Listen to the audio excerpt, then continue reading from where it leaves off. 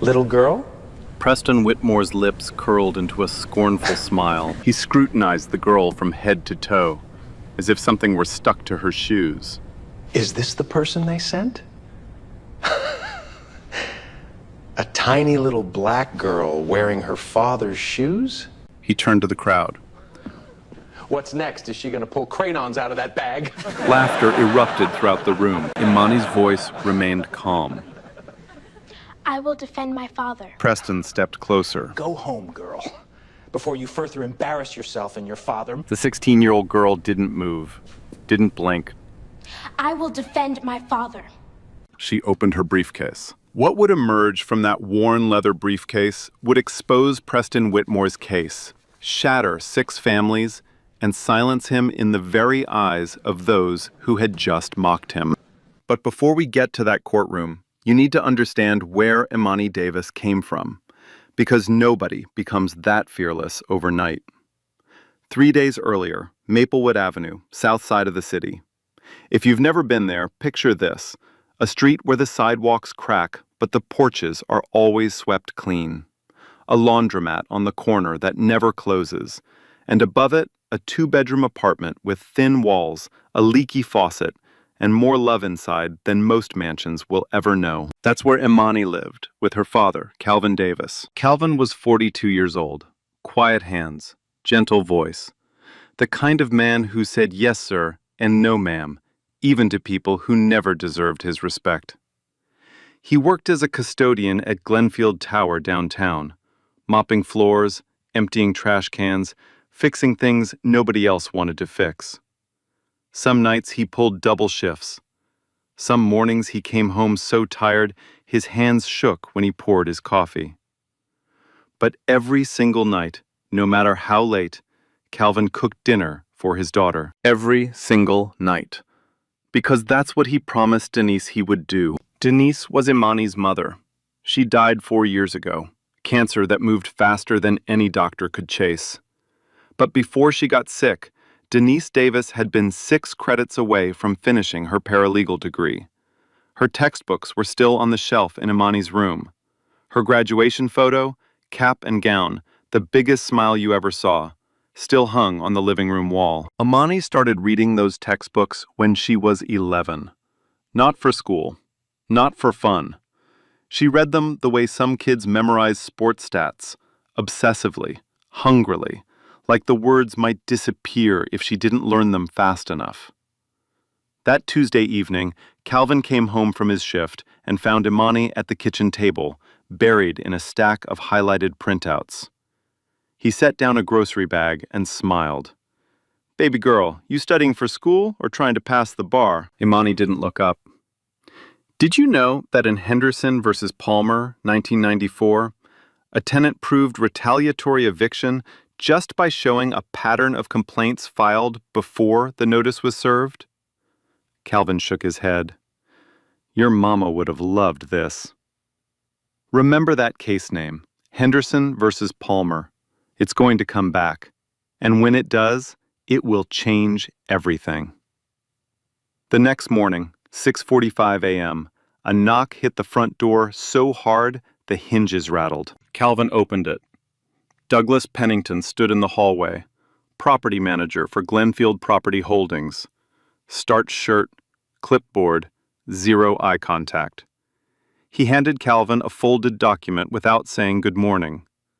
Eviction notice. 5 days to vacate. The reason listed?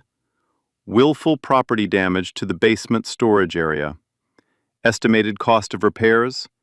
$8,500. Calvin's face went blank. I've been here 14 years, never missed rent. You know I didn't do this. Pennington didn't blink. The damage report says otherwise, Mr. Davis. 5 days. He turned and walked away. Imani was standing in the hallway behind her father. She didn't say a word, but her hand closed slowly around the doorframe until her knuckles went white. And while Calvin was staring at a piece of paper that could take away the only home his daughter had ever known, let me tell you what was happening on the other side of town. Downtown, 42nd floor, the offices of Whitmore and Associates, one of the most powerful law firms in the county. Glass walls, Italian leather chairs, a view that reminded you every second who owned this city and who didn't. Preston Whitmore III sat in his corner office, flipping through the Davis eviction file like it was junk mail. He represented Glenfield Property Holdings. He'd handled cases like this before, cases against people like Calvin. His associate asked how long the hearing would take. Preston didn't even look up. 15 minutes. These people never fight back. He tossed the file on his desk. And when they do, they lose. File the motion. Let's get this done before lunch. These people, remember that phrase, because Preston Whitmore had spent his entire career looking down at people like Calvin Davis. He had never, not once, considered the possibility that one of these people might look back up and see straight through him. The next morning, Calvin and Imani took 2 buses to the county legal aid office on the east side.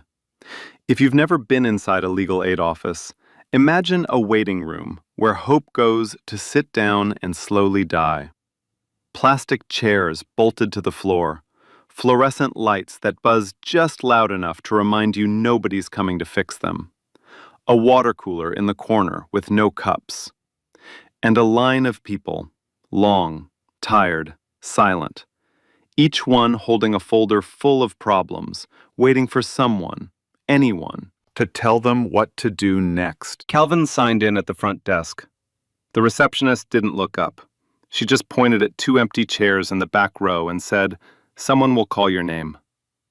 They waited 2 hours. Their assigned attorney was a man named Raymond Stokes, late 30s, tired eyes, coffee stains on his sleeve, and a desk buried under case files so deep you couldn't see the wood underneath. Raymond Stokes was not a bad man. He was not a lazy man.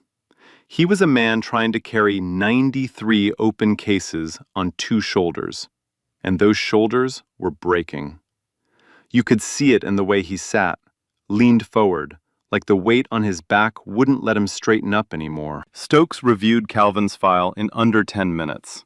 He flipped through the eviction notice, the damage report, the photographs Pennington had submitted, close-up shots of cracked concrete and broken pipes. He looked at the signed affidavit. He looked at the repair estimate. Then he rubbed his eyes, set the folder down, and exhaled like a man about to deliver news he wished he didn't have to. "Mr. Davis, I'll be honest with you. This is going to be difficult. They've got photographs. They've got a signed affidavit from the property manager. They've got a repair estimate totaling $8,500. Without counter evidence, something that directly contradicts their documentation, this is an uphill battle. These property companies have resources we just don't have." Calvin sat very still. His hands were folded in his lap, the way a man holds himself when he's trying not to fall apart in public. "So, what do we do?" Stokes looked at him the way a doctor looks at a patient when the prognosis isn't good. "We show up, we tell the truth, and we hope the judge listens." Hope. That was the entire legal strategy. Hope. Imani sat in the chair next to her father, staring at a crack in the tile floor. She didn't interrupt. She didn't say a single word until they were outside, standing in the parking lot under the afternoon sun, the heat pressing down on them like a hand pushing them into the ground. Then she said it, quietly, almost to herself. Hope isn't a legal strategy. Back on Maplewood Avenue, the news traveled the way bad news always does in neighborhoods like this. Fast, quiet, and with a shrug at the end. Calvin Davis is getting evicted. Did you hear? Such a shame. Good man. But what are you going to do? The woman at the corner store shook her head. Same thing happened to the Turners last year. Same building company.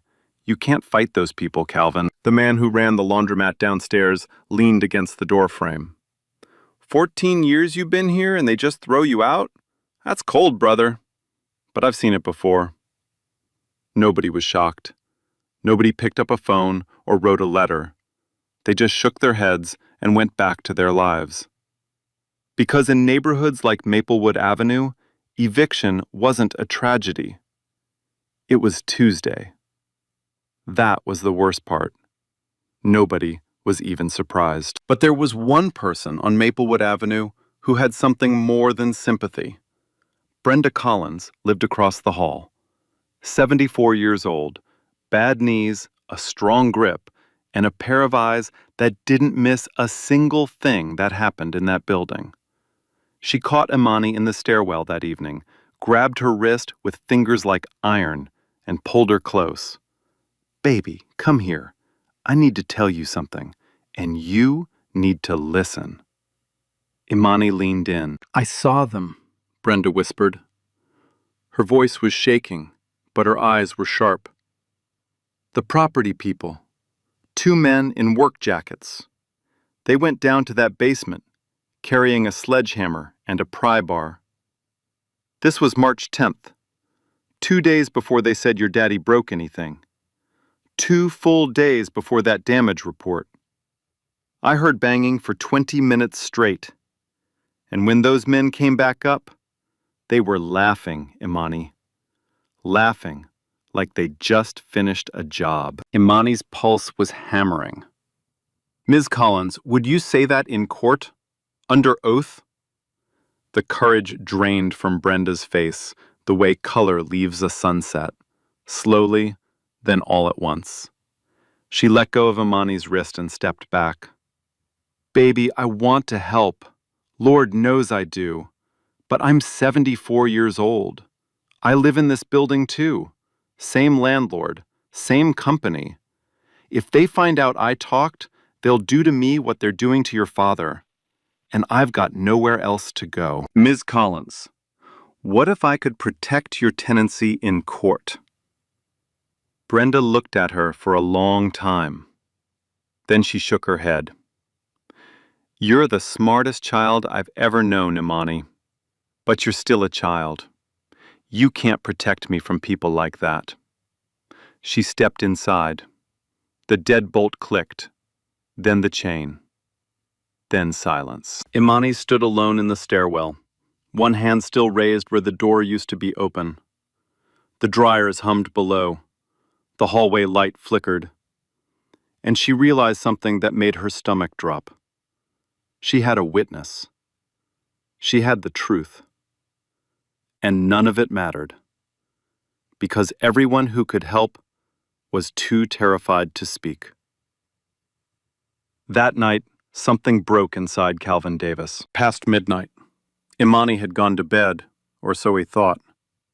Calvin sat alone at the kitchen table in the dark. The apartment was silent except for the dryers and the ticking of the clock Denise picked out at a yard sale 8 years ago.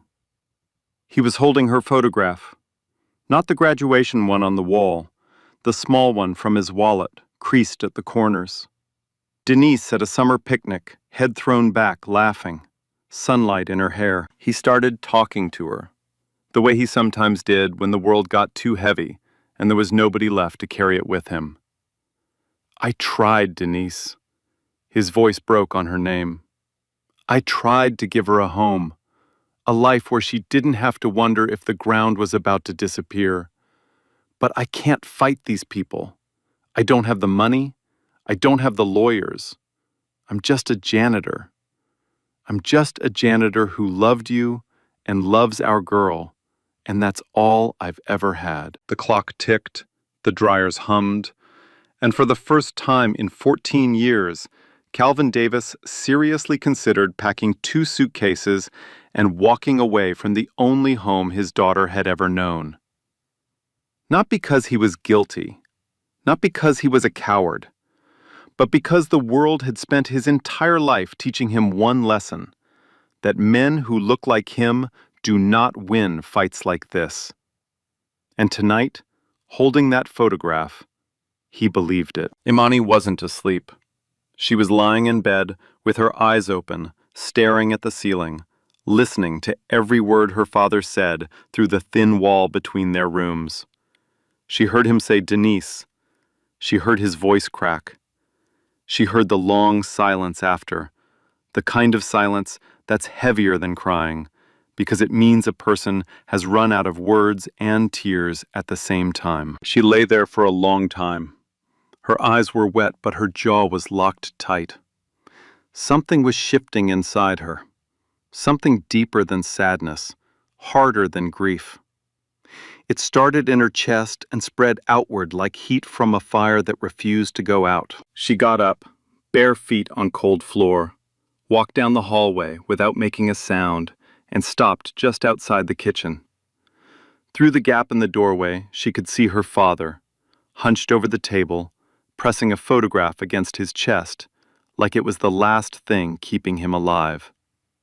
She whispered it so quietly, even she barely heard it. "You're not just a janitor, Daddy. And I'm not just a kid." She didn't go into the kitchen. She didn't wake him. She turned around, walked back to her room, sat down on the edge of her bed, and pulled her mother's paralegal textbook off the shelf. The spine was cracked. The pages were yellow. Denise Davis had highlighted whole paragraphs in green and pink, and in the margins, in her neat handwriting, she'd written notes to herself. "Remember this for the exam. Look up the statute. This is important." Imani opened the book to chapter 14, Tenant Rights and Retaliatory Eviction, and she began to work. What happened over the next 48 hours was not magic. It was not a miracle. It was a 16-year-old girl refusing to accept the ending that the world had already written for her family. Day 1. The public library on Franklin Street, 2nd floor, reference section. Imani sat at a computer terminal for 6 hours straight. She pulled up archived property records for Glenfield Property Holdings, every eviction filing, every tenant complaint, every damage report submitted in the last 5 years. She printed everything. She organized everything. And then she found it. A pattern. 6 evictions in 3 years. 6 tenants. All of them black. All of them in buildings managed by Douglas Pennington. And in every single case, every single one, the eviction notice came within 30 days of the tenant filing a formal maintenance complaint. Tenant complains about broken plumbing. 30 days later, damage report, eviction notice, gone.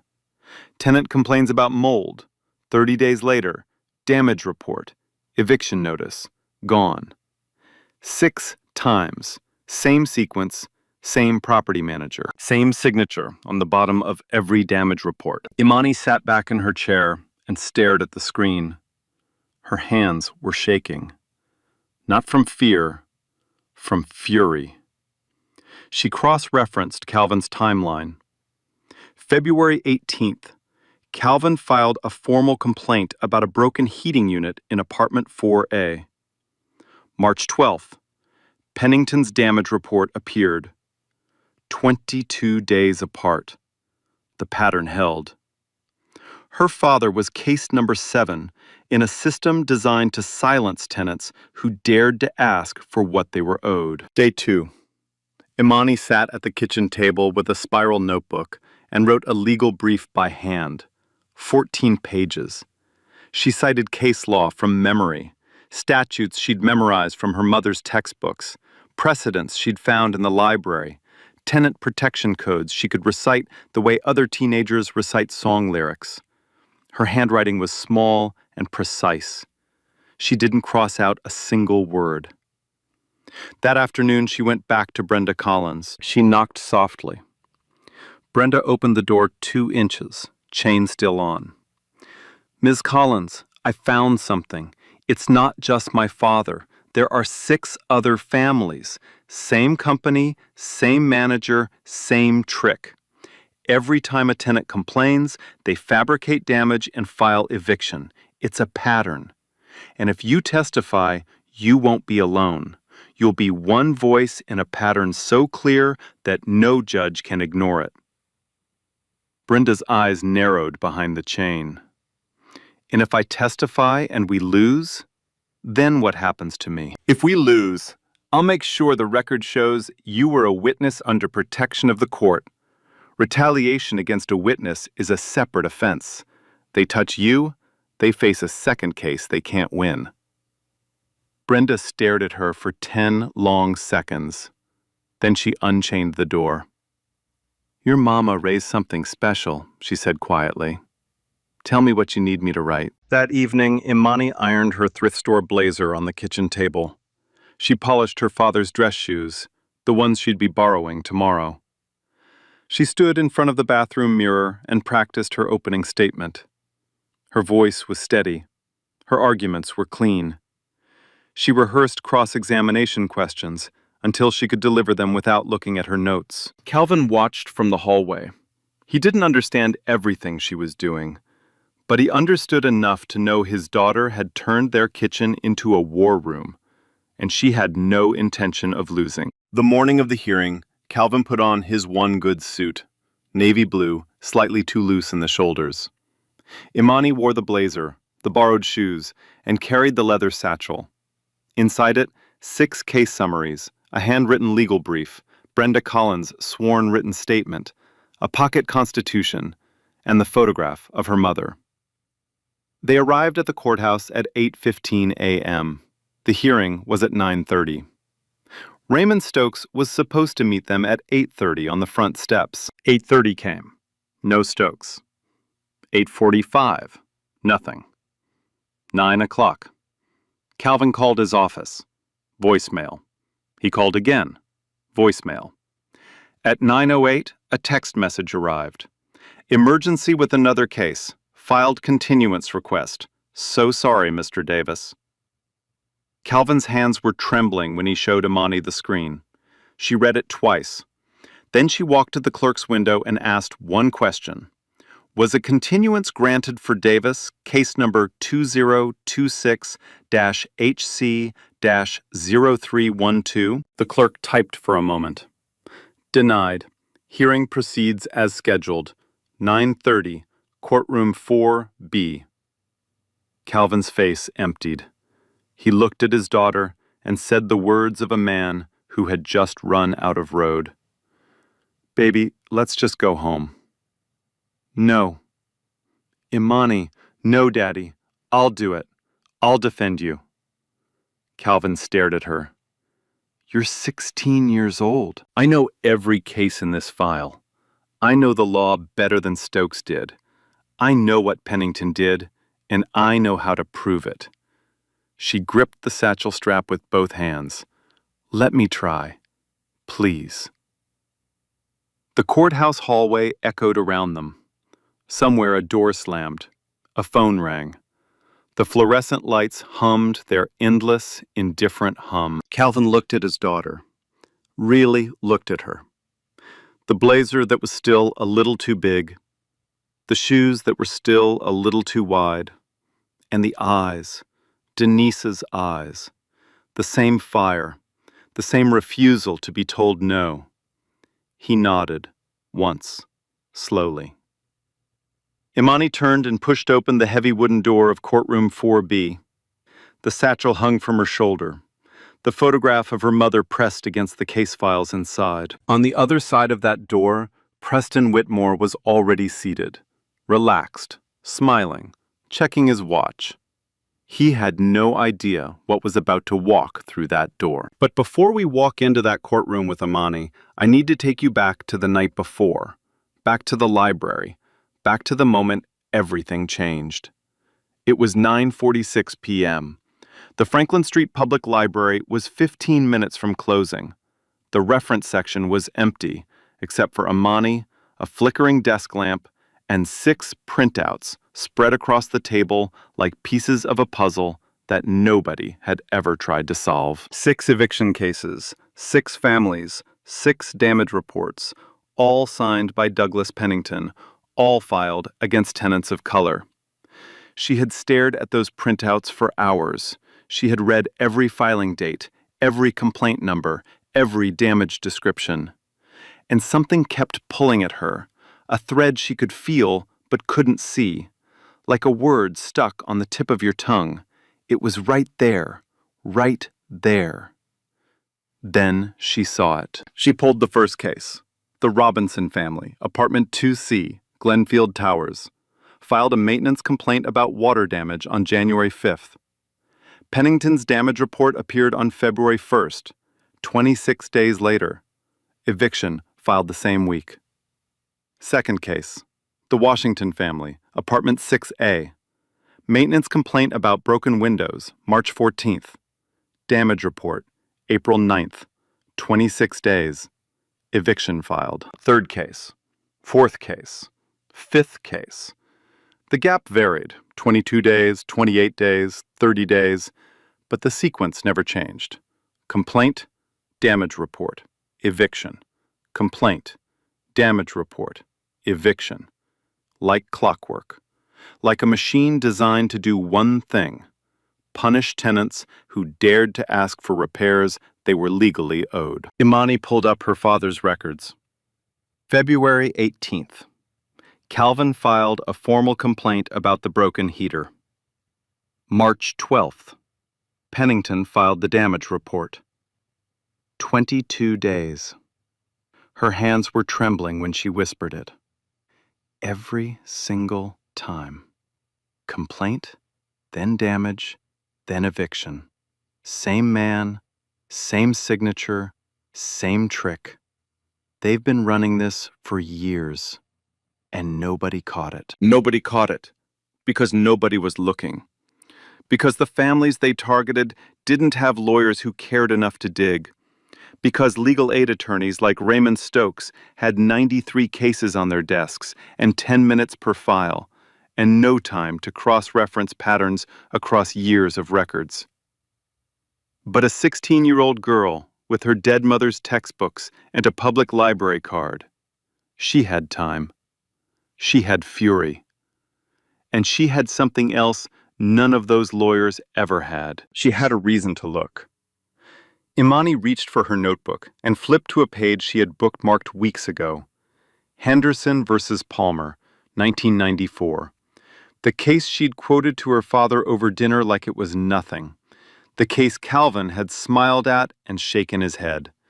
The case that established, in clear and binding language, that a pattern of retaliatory action following tenant complaints constitutes prima facie evidence of retaliatory eviction, and shifts the burden of proof to the landlord. 6 families, 1 pattern, 1 precedent. She had the weapon. But she still needed one more thing.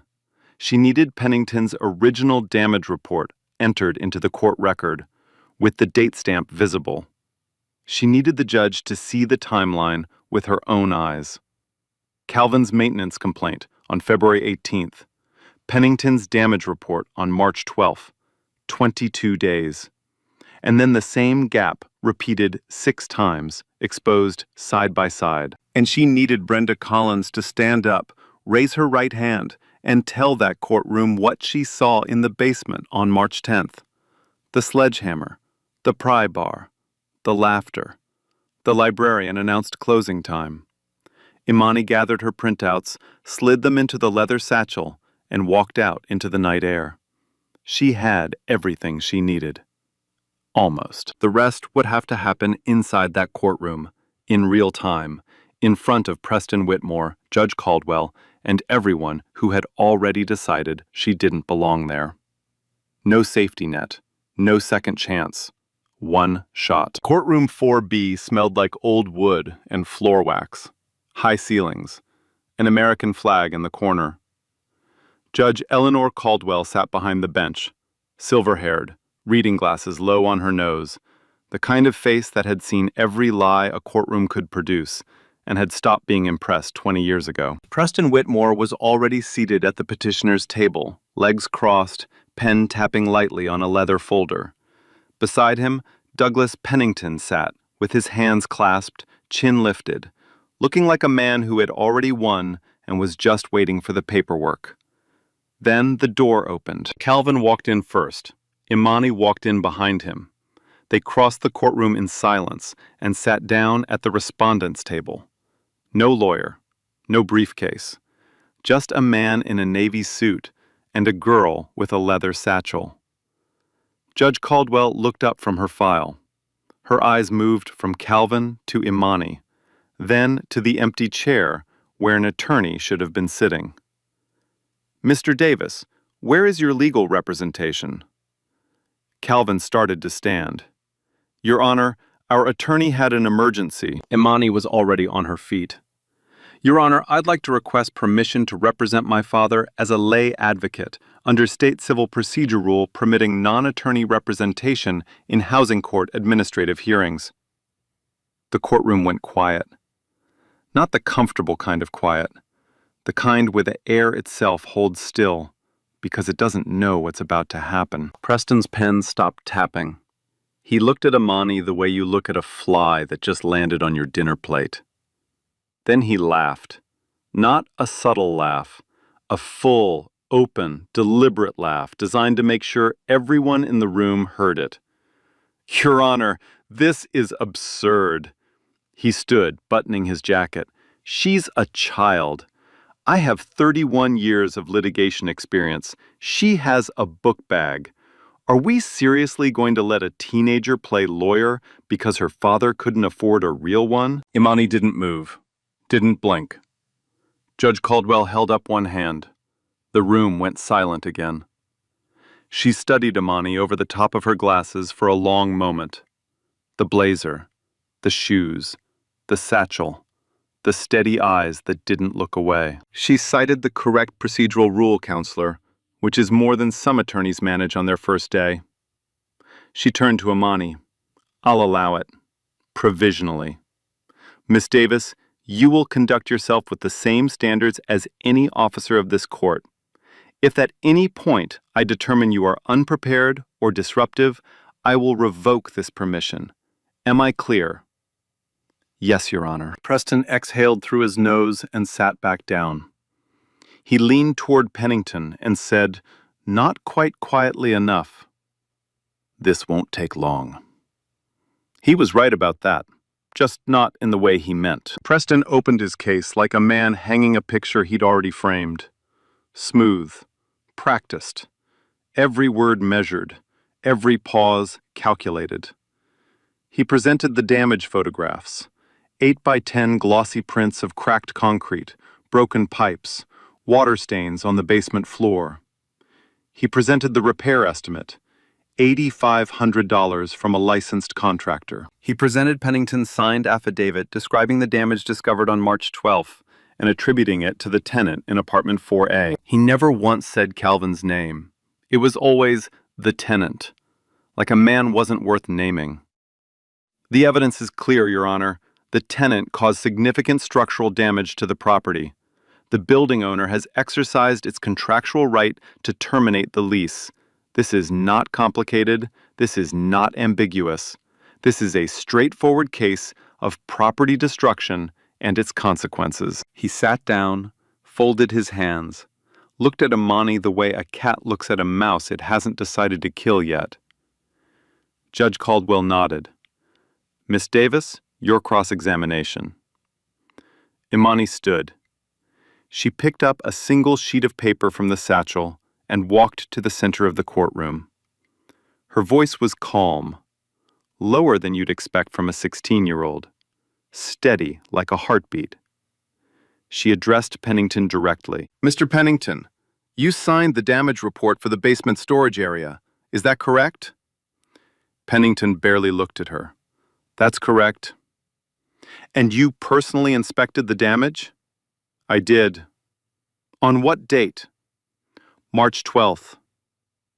"And on what date did my father, Calvin Davis, the man sitting right there, file a formal maintenance complaint about the broken heating unit in apartment 4A? Pennington shifted. His eyes darted toward Preston. "I'd have to check the records on that." Imani held up the sheet of paper. "I have the records right here, Mr. Pennington. The complaint was filed on February 18th, 22 days before your damage report. The complaint was submitted through Glenfield's own online maintenance portal. It has a timestamp, a confirmation number, and your name listed as the receiving property manager." She let the silence do its work. Can you explain why a tenant who had just filed a complaint about a broken heater suddenly caused $8,500 in basement damage 22 days later? Pennington's jaw tightened. Coincidence. The two things are unrelated. Coincidence, Imani repeated. She let the words sit in the air like smoke. Preston stood. Objection, Your Honor. Counsel is implying a connection that doesn't exist. The timeline is coincidental and irrelevant to the property damage claim. Judge Caldwell looked at Imani. Miss Davis, where are you going with this? Your Honor, I intend to demonstrate that this timeline is not a coincidence. It is a pattern, and I have documentation to support that claim. Caldwell paused, studied her, then nodded slowly. You may continue, but get to the point, Miss Davis. This court's time is not unlimited. Yes, Your Honor. Imani walked back to the respondent's table. She sat down. She didn't present the pattern. Not yet. She knew, instinctively, the way her mother might have known, that the strongest evidence is the evidence you make them wait for. She had planted the seed. 22 days. A complaint before the damage, a timestamp with Pennington's name on it. Let it sit. Let it grow. Let them wonder. Preston leaned back in his chair. His face was still composed, but something behind his eyes had changed. A flicker. Not fear, not yet, but attention. For the first time since Imani had walked into this courtroom, Preston Whitmore was paying attention. And that was exactly where she wanted him. Judge Caldwell tapped her gavel once. 15-minute recess. I want to review the submitted documentation. The courtroom exhaled. Calvin and Imani stepped into the hallway. The heavy door swung shut behind them, and the noise of the courthouse rushed in. Footsteps, distant phones, the hum of fluorescent lights that never stopped. Calvin looked at his daughter like he was seeing her for the first time. Where did you learn all that? The rules, the dates, the way you talked to him. Imani unzipped the satchel and pulled out the photograph. Denise, in her graduation cap, smiling like the future was something she couldn't wait to meet. Mom's books. I've been reading them since I was 11. Every note she wrote in those margins, every case she highlighted. She paused. She never got to finish, Daddy. But she taught me anyway. Calvin's lips pressed together until they went white. He pulled his daughter into his arms and held her. The man who hadn't cried in front of Imani since the funeral was standing in a courthouse hallway with tears running down his face. They didn't see Preston Whitmore watching from 20 feet away. He waited until Imani walked toward the water fountain. Then he moved, stood too close to Calvin, close enough that the cologne hit like a wall, expensive, sharp, suffocating. Mr. Davis, let me make this simple. His voice dropped low, a voice made for hallways when no one was listening. Take the settlement. 3 months to relocate, no legal fees, walk away clean. Calvin wiped his face, said nothing. Because if your daughter keeps playing this game, I will file a formal complaint for unauthorized practice of law. She's a minor, Mr. Davis. What she's doing in there is a prosecutable offense. Preston let that land. She'll have a record before she graduates. Is that what you want? You want to sacrifice your child's future for an apartment above a laundromat? Calvin's stomach dropped. The hallway buzzed. His heartbeat climbed into his throat. Then something steadied inside him. Something that felt like Denise's hand on his back. My daughter is smarter than anyone in that courtroom, including you. Threaten her again, and you'll find out how much a janitor is willing to fight for his child. Preston's smirk hardened. We'll see. He turned and walked away. His shoes clicked on the tile like a countdown. Calvin stood alone, shaking. Not from fear, from the effort of holding himself together. But a new terror had entered his mind. What if Preston was right? What if winning this case cost Imani everything? Down the hall, Imani was in the courthouse bathroom, alone, door locked, both hands gripping the sink until her knuckles ached. She stared at her reflection. Thrift store blazer, borrowed shoes, a building that was never built for people who looked like her. The light flickered, and for 1 second she looked older, tired, afraid, because she was afraid. She had built this argument like a house of cards. One wrong question, one sustained objection, one hesitation, and everything crashes. Not just for Calvin, for Brenda, for the Robinsons, for every family Glenfield had ever destroyed. She pulled out the photograph, held it with both hands. "I don't know if I can do this, Mama," her voice cracked. "But I heard Daddy last night. I heard him say he was just a janitor, and I can't let him believe that." She put the photo back, straightened the blazer, wiped her eyes, looked at herself one more time, not at the girl she was, but at who she was about to become. She unlocked the door and walked out. Calvin was standing by the courtroom entrance. When he saw her coming, a war crossed his face. The instinct to protect her against the realization that she was already past the point of protecting. He opened his mouth, maybe to tell her about Preston's threat, maybe to say, "Let's go home." Imani spoke first. "Let's finish this." She pushed open the door. The courtroom was different now.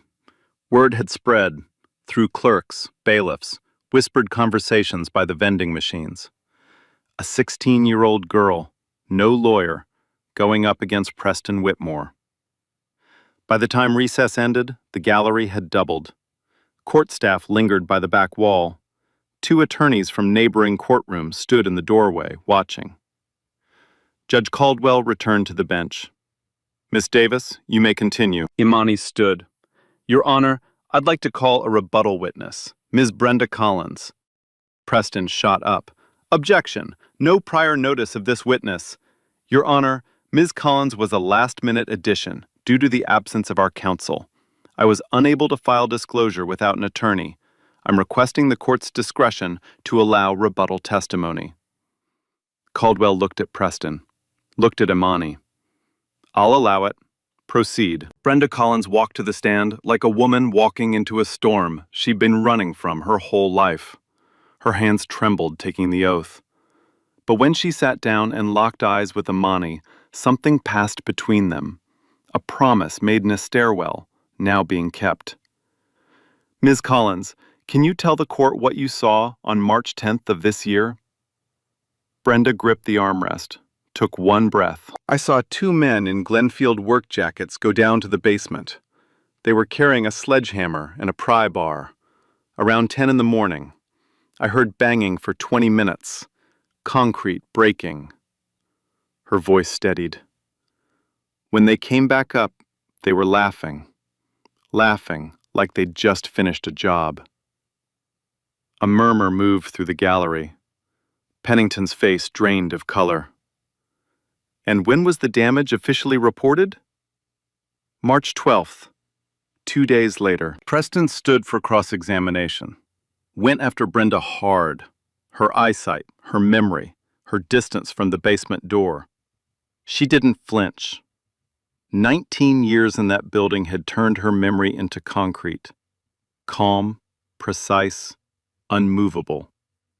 He sat down with nothing. Judge Caldwell turned to Imani. "Additional evidence?" "Yes, Your Honor." Imani reached into the satchel, pulled out 6 printed summaries and laid them on the table, one by one, slowly. The sound of paper on wood was the only noise in the room. "Your Honor, in 3 years, Glenfield Property Holdings filed 6 eviction cases. In every one, the tenant had filed a maintenance complaint first. In every one, a damage report appeared within 30 days, signed by Douglas Pennington. In every one, the tenant was evicted." She looked directly at Pennington. Every tenant was black. The gallery erupted. Caldwell raised one hand. Silence. My father filed a complaint on February 18th. The damage report appeared March 12th. 22 days. Same pattern, same manager, same signature. He is not a unique case, Your Honor. He is the latest target in a system designed to punish tenants who ask for what they're legally owed. Preston was on his feet. Objection! Speculation! These cases are unrelated. She is a child drawing imaginary— Your Honor. Imani's voice didn't rise. It didn't need to. Henderson versus Palmer, 1994.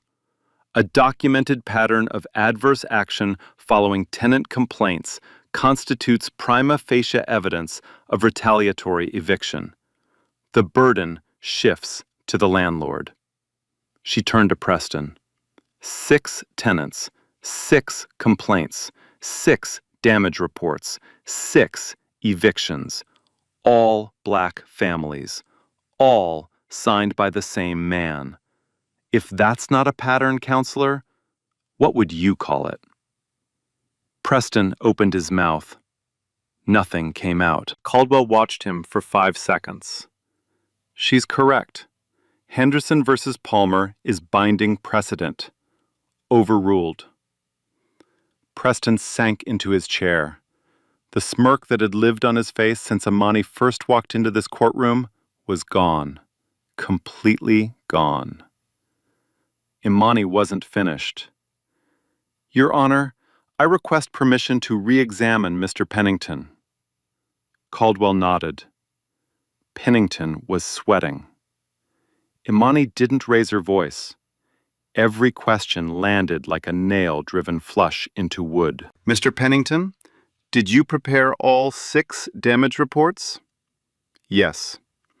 In each case, the tenant filed a complaint within 30 days? I don't recall the exact. January 5th, complaint. February 1st, your report. March 14th, complaint. April 9th, your report. Shall I continue? Those are coincidences. 6 coincidences. 6 black families, all evicted, all profitable for your employer. She held up Brenda's statement. And an eyewitness saw your workers destroying the basement with a sledgehammer 2 days before you claimed to discover the damage. One step closer. Did Glenfield instruct you to fabricate damage reports to remove tenants who filed complaints? No, I didn't. Then why does every case follow the same sequence? Why is your signature on every report? And why were your employees laughing when they came up from that basement? Pennington looked at Preston. Desperate, drowning, reaching for a lifeline that wasn't coming. Preston stared at the table, because there was nothing left to say. Judge Caldwell removed her glasses, set them on the bench, folded her hands. I've heard sufficient testimony and reviewed the evidence. The respondent has demonstrated a clear, documented pattern of retaliatory eviction practices by Glenfield Property Holdings.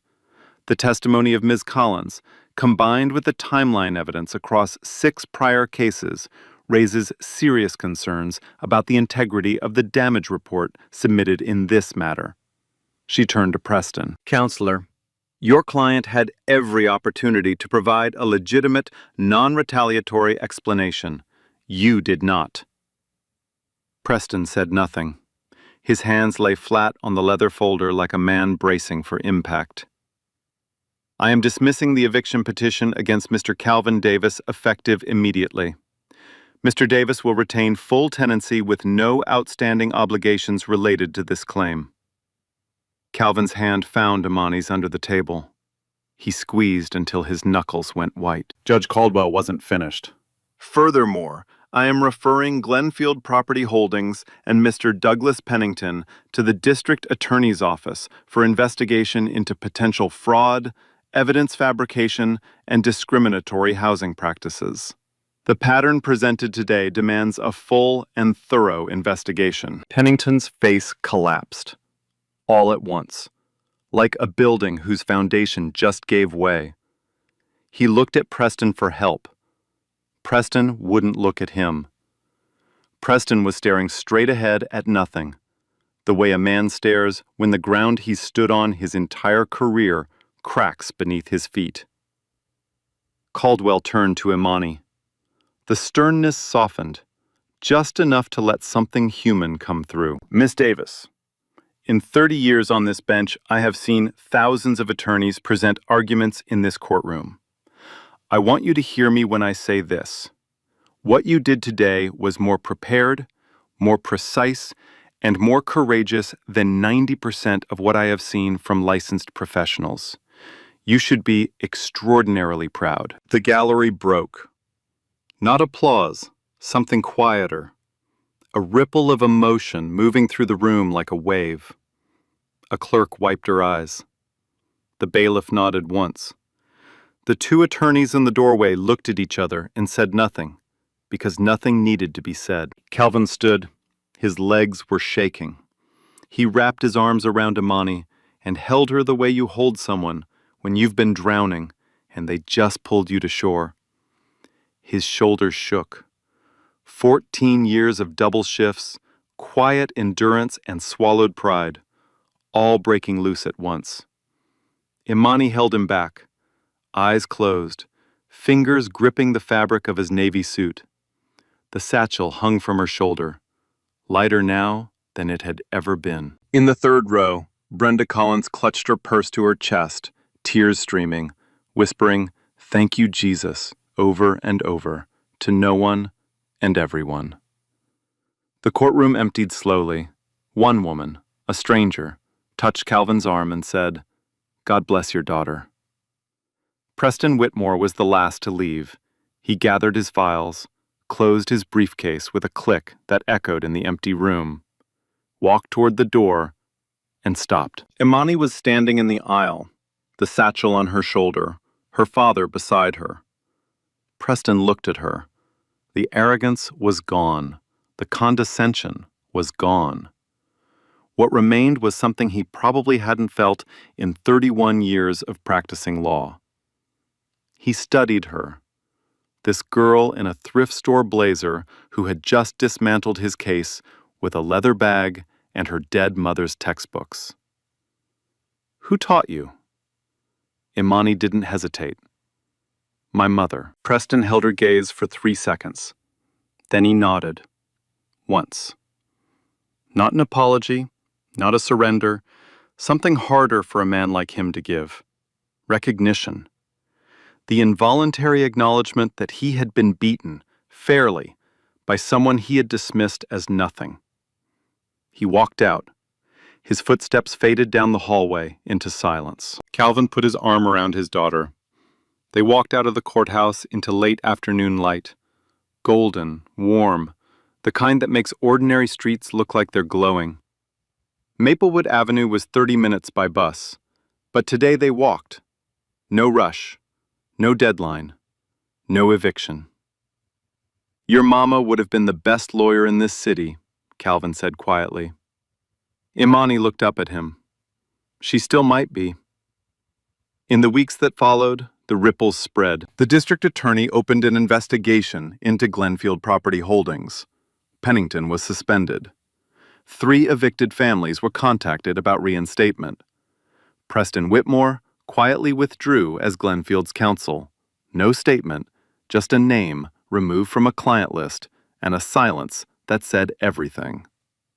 Raymond Stokes called Calvin to apologize, then asked if Imani had considered interning at Legal Aid.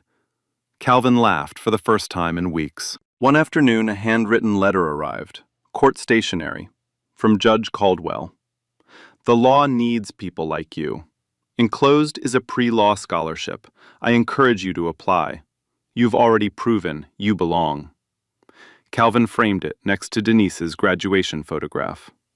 2 frames, side by side.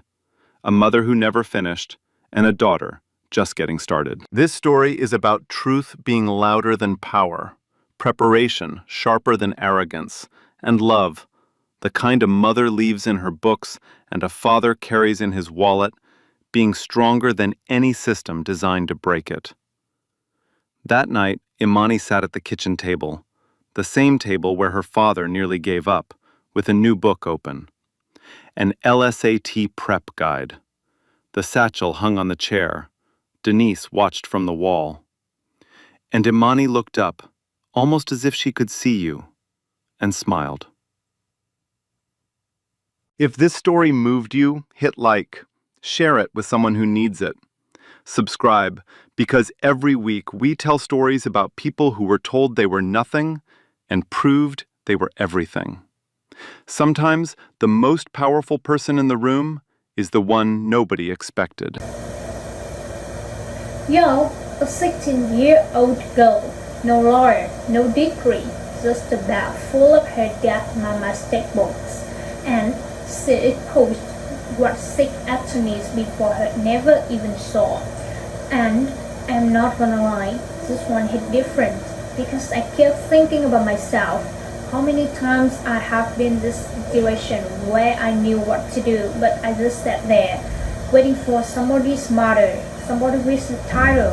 And this girl, she's 16, no lawyer, no backup plan. She just said, I will do it, that's it. She worked in and did what crime professionals couldn't. And the crazy part, she didn't beat Preston Whitmore because she was smarter. She beat him because she actually did the work. He showed up thinking it's gonna be easy. She showed up like her whole life depended on it, because it did. It wasn't talent, it wasn't money. She just cared more, simple as that. But the part that broke me was Calvin, sitting in the dark kitchen until midnight, holding his wife's picture, saying, I am just a janitor. How many of us have been there, sitting somewhere alone, believing the worst thing somebody ever said about us? So, I gotta ask you, who in your life is in the dark kitchen right now who needs somebody to tell him, nah, you're way more than that? Leave your thoughts in the comments, or just drop a heart.